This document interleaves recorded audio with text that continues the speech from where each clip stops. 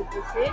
Donc ça m'a permis de trouver des stages et de trouver ce que je voulais faire après. Donc ça m'a redirigée vers une formation de moniteur éducateur. Quand j'ai raté mon bac, je l'ai raté 2 fois. Je me suis dit que j'allais arrêter. Puis je suis parti à l'école Deuxième Chance. Et ça m'a redonné envie encore de le passer une 3e fois. Et là, je l'ai eu. Les formateurs de l'EDC m'ont apporté d'abord de savoir ce que je veux faire plus tard. Parce qu'en rentrant à l'EDC, je ne savais pas. Ça m'a guidé et ça m'a permis de savoir que la logistique, c'était fait pour moi. Les stages qu'on a pu faire à l'école Deuxième Chance, ça nous apporte une première expérience professionnelle déjà. Que tout le monde n'a pas pu travailler avant ou quoi. Et ça peut avoir aussi, tu peux avoir rester en contact avec les entreprises où tu as fait les stages. Quand un jeune me dit que c'est grâce à moi qu'il a réussi ou qu'il en est là, je lui dis que oui, certes, j'étais là pour l'accompagner, mais qu'en fait, tout ce chemin-là, c'est grâce à lui. C'est lui qui a travaillé. Moi, j'étais juste là pour le soutenir et pour lui dire de croire en lui.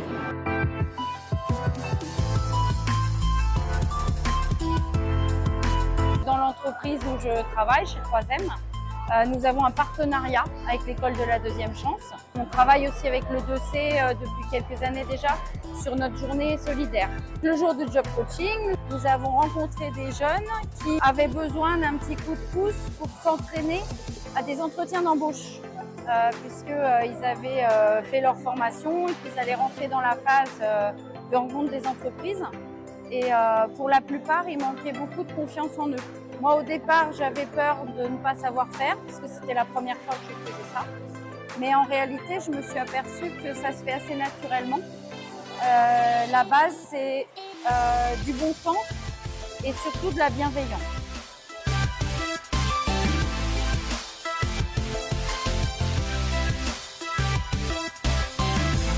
Avec la Croix-Rouge, j'ai fait une collecte alimentaire.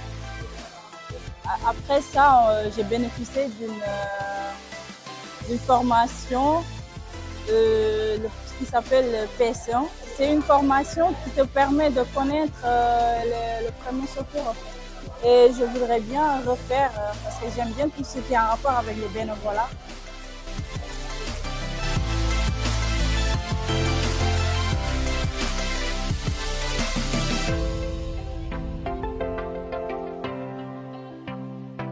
Les jeunes qu'on accompagne ne seront pas uniquement formés sur le métier sur lequel on va les préparer.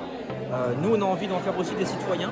On a un gros projet santé en partenariat justement avec le pôle Care Santé du Hub de la Réussite. Lors par exemple des théâtres forums, les jeunes quand ils sont sur scène, même eux ne pensaient pas être capables de monter sur scène, de faire une représentation. On voit des jeunes qui ont le regard un petit peu qui pétille. On voit des jeunes qui s'ouvrent, qui ont des choses importantes, intéressantes à dire et qui échangent avec les autres.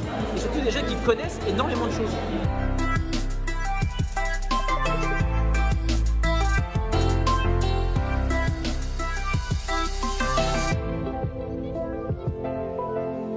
J'avais pas le bac et là actuellement j'ai un bac +2, donc je suis content et j'ai réussi à gagner une année en faisant le DAE et le BTS en même temps. Nous, le dossier, on est juste un temps dans leur parcours professionnel et dans leur vie, mais ce temps il est important pour qu'eux puissent se développer et devenir ce qu'ils sont. Qu'est-ce que je compte faire après? J'aimerais bien finir ma formation de moniteur éducateur, travailler 1 an à peu près, et après soit faire une DAE ou alors retourner à l'école pour faire une formation d'éducateur spécialisé. C'est ça, c'est de pouvoir se dire j'ai confiance en moi et j'avance. Et à partir de là, ça fonctionne. Je vise le bac +5, on va essayer. Ouais, on va essayer.